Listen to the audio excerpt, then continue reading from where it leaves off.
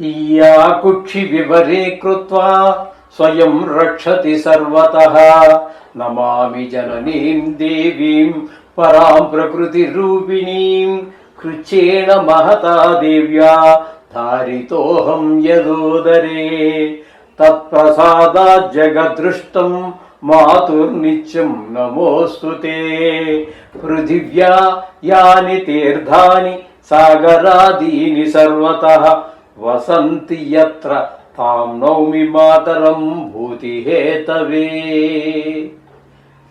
మాతృదేవో భవ పితృదేవో భవ.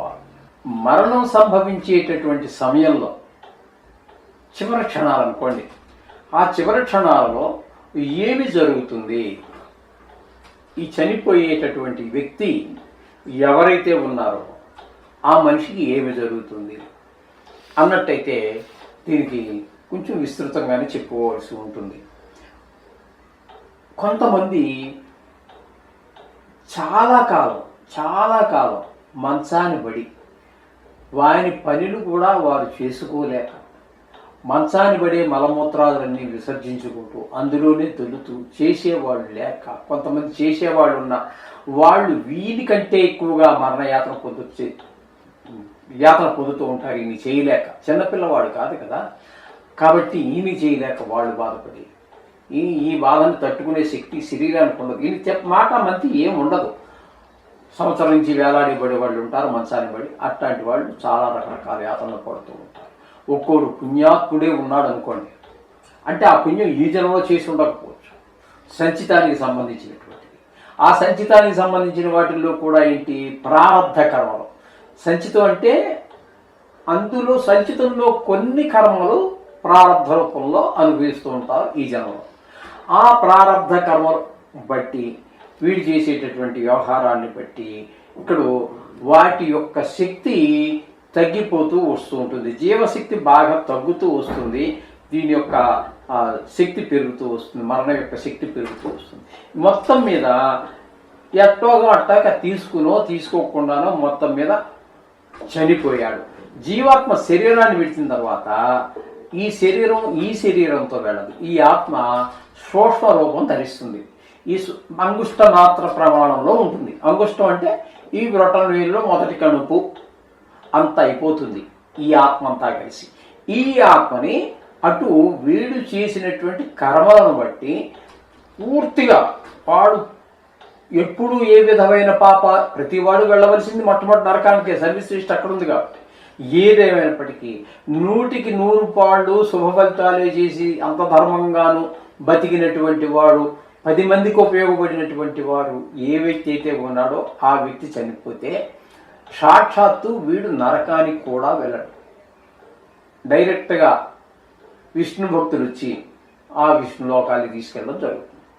అదే వీడు పాపాత్ముడై ఉండి, లేదు కొన్ని పాపాలు కొన్ని మంచి పనులు చేసిన వాడైతే ఎంత పాపం చేశాడు, ఎంత పుణ్యం చేశాడు, ఈ లెక్క తేలాలి అన్నట్టయితే మళ్ళీ చిత్రగుప్తుడి దగ్గరికి వెళ్ళవలసిందే, మా సర్వీస్ రేషన్ దగ్గరికి వెళ్ళవలసిందే.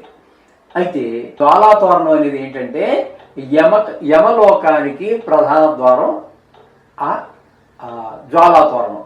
అది మండుతూ ఉంటుంది, దాని కింద నుంచే వెళ్ళాలి. అంటే ఇంకా చాలా మధ్యలో చాలా నరకాలు, ఒక నదులు, ఇవన్నీ చాలా ఉన్నాయి, ముళ్ళు, జంతువులు, ఇవన్నీ దాటుకుని మనం వెళితే అక్కడ నరక ద్వారం దగ్గరికి వెళ్ళిన తర్వాత అక్కడ మనకు ఉండేటటువంటిది ఈ మనం శివరాత్రి రోజున కాలుస్తూ ఉంటారు సామాన్యంగా జ్వాలాతోరణం. ఆ జ్వాలాతోరణమే దాని యొక్క ప్రధాన ద్వారం నరకానికి. దాని గుండా మనం వెళ్ళాల్సి వస్తుంది. వాటి నుంచి తప్పించుకోవడానికే మనం భూలోకంలో ఇక్కడ మన మహాశివరాత్రి రోజున ఈ యొక్క జ్వాలాతోరణం కాల్చడం అన్ని చేస్తున్నాం. ఇట్లా లోపలికి వెళ్ళిన తర్వాత అక్కడ కొన్ని అనుభవించవలసి ఉంటాయి. అన్నీ అక్కడ అనుభవించవండి. ఈ సంచిత పాపాలలో కొన్ని భూమి మీద అనిపిస్తాము, కొన్ని నరకంలోనూ అనిపిస్తాము, ఇంకా మిగిలి ఉంటాయండి. భూమి మీద అనుభవించాక నరకంలో అనుభవించిన తర్వాత కూడా రకరకాలైనటువంటి జన్మలు యోనుల్లో జన్మించి వాడు మళ్ళీ భూమి మీదకి వచ్చి ఒక దోమగాను, చీమగాను, వాడు చేసినటువంటి కర్మను అనుసరించి ఒక గోవుగాను, ఒక బ్రాహ్మణుడు గాను, లేకపోతే ఒక రాజుగాను, ఒక సంఘానికి వేరు చేసేటటువంటి వ్యక్తిగాను పుడుతూ ఉంటారు. ఈ విధంగా రకరకాలుగా మనకి వారి యొక్క జన్మ సంతరించుకుంటూ ఉంటుందన్నమాట అండి. దాన్ని బట్టే అతని యొక్క ఆ ప్రారంభ కర్మలు తగ్గటము, ఈ జీవాత్మ స్థూల శరీరాన్ని పొందటము, ఇవన్నీ కూడా చనిపోయే ముందు జరిగేటటువంటి చనిపోయిన సమయంలో జరిగిపోయేటటువంటి ప్రక్రియలన్నీ కూడా ఈ విధంగా ఉంటాయని చెప్పేసి మనకి గరుడ పురాణంలో చెప్పబడి ఉన్నది. అందుచేత మనం చేసే ప్రతి పనిని కూడా ప్రతి దాన్ని మీరు గుడికి వెళ్ళారండి, గుడికి వెళ్ళినప్పుడు అక్కడ ఉన్నటువంటి అయ్యగారు మనకేం చెప్తారు, సంకల్పం మధ్యలో కూడా చెప్పిస్తారు. మీరింట్లో ఏ పూజ చేసినా గుళ్ళోకి వెళ్ళి అర్చన చేయించినా మీకు చెప్తున్నది ఏంటి, ధర్మ అర్థ కామ మోక్ష, ఈ 4. మొట్టమొదటి ఏంటండి ధర్మం. ఆ ధర్మాన్ని అర్థం సంపాదించినప్పుడు అంటే ధనాన్ని సంపాదించడానికి ఈ ధర్మం విడిచిపెట్టకూడదు. కామం అనేక రకాల కోరికలు, ఇల్లు కట్టుకోవాలనో లేకపోతే కామ కోరికలు అంటే స్త్రీ సాంగత్యాన్ని ఏది చేసినా అక్కడ కూడా మీకు ధర్మమే కావాలి. ఈ ధర్మం ఈ మొట్టమొదటి ఈ ధర్మార్థ కామ మోక్షాల్లో చెప్పబడిన మొట్టమొదటి ధర్మం అటు ధర్మానికి ధర్మ అర్థ కామ వీటన్నిటికీ కూడా కావాలి.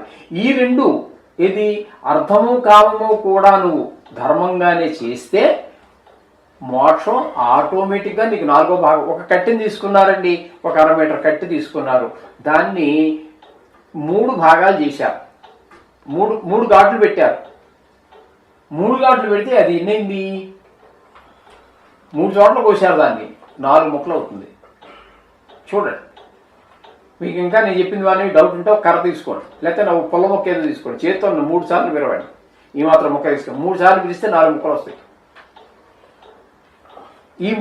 ఈ 3 కూడా మొదటి 3 కూడా ధర్మంగా చేస్తే 4వ ముక్క మోక్షం మీకు ఫ్రీగా వచ్చినట్టే. అది ఆ విధంగా ఉంటుంది. అంచేత ధర్మ అర్థ కామ మోక్షాలు అనేటటువంటి వాటిని అదే మన సంకల్పంలో చెప్తున్నాం, ఆచరణలో మాత్రం శూన్యము.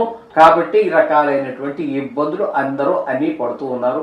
ఏ ఒక్క మనిషి అయినా నేను చూసినంత వరకు ఇంతకాలం వయసులో 67, 68 వయసులో కూడా నేను చూసినంత వరకు ఏ ఒక్క మనిషి జంతువుల సమస్య వదిలేండి, వాడికి పాపం కాదు, అన్యం పుణ్యం తెలియదు, వాడికి పుట్టిన దగ్గర నుంచి రాట కట్టడం, దానికి గడ్డి వేయటం, కాస్త నీళ్లు పోయటం, పాలు పిండుకోవటం, అమ్ముకోవటం, అందులో కూడా న్యాయం లేదు. దాన్ని కట్టే అధికారం నీకు ఎవరు ఇచ్చారు?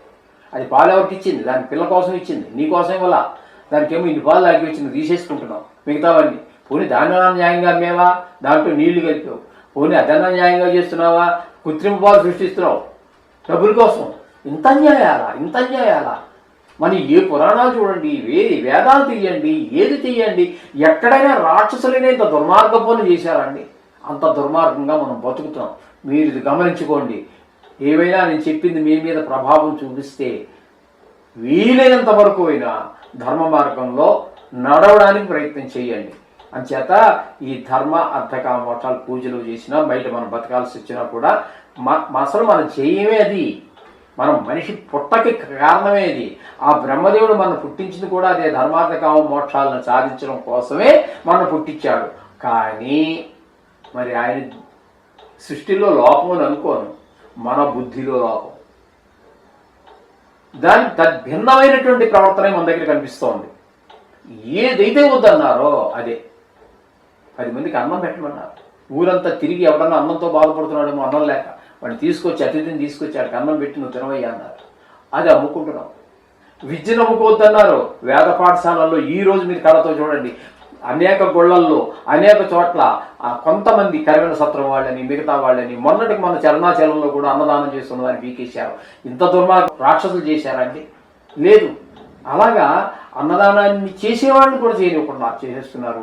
అలాగే వేద విద్యార్థులకి ఉచితంగా వస్త్రాలిచ్చి, చదువు చెప్పి, వారికి అన్నం పెట్టి, వాడికి సోపు దగ్గర నుంచి, టూత్పేస్ట్ దగ్గర నుంచి, బ్రష్ దగ్గర నుంచి మొత్తం అన్నీ A to Z కన్న తల్లి తండ్రి కూడా ₹1 ఖర్చు లేకుండా వాళ్ళు 16 సంవత్సరాల పాటు విద్యను అభ్యసింపజేసి వాడిని ఒక పండితుడు తయారు చేసి వాడికి తిరిగి వృత్తి కొన్నాళ్ళు నడవాలి కదా, అందుకోసం ఒక 2 లక్షలు 3 లక్షలు డబ్బులు కూడా ఇచ్చి బయటికి పంపుతున్నారు. విద్య నేర్పే విధానం అది. మీకు ఏమాత్రమైనా హిందూ ధర్మం మీద, సనాతన ధర్మం మీద, మన విద్య మీద మీకు నమ్మకం ఉంటే, మరి ఇంటి దగ్గర కూర్చుని ఇంగ్లీష్ నేర్పుకునే వాళ్ళు ఉన్నారు. ఇంగ్లీష్ వద్దంటలేదు నేను. ఇప్పుడు ఉదాహరణకి ప్రస్తుతం మన సమకాలికురాలైనటువంటి ఆ పిల్లలకి విద్యని ఆవిడే నేర్పించారు. ఆవిడ మరి ఇంగ్లీష్ విద్య నేర్పించారా? ఆవిడ ఎన్ని బహుముఖ ప్రజ్ఞాశాలండి. ఇంగ్లీష్ అనర్గళంగా మాట్లాడగలదు, సంస్కృతం అనర్గళంగా మాట్లాడగలదు, మంత్రాలన్నీ చెప్పగలదు. వైద్య విద్యలో మరి ఆవిడ పెద్ద హాస్పిటలే నిర్మింపజేశారు. ఏదో ఆవిడ వీలైనంత సేవ చేస్తూనే ఉన్నారు. రాజకీయాల్లో రాణిస్తూ ఉన్నారు.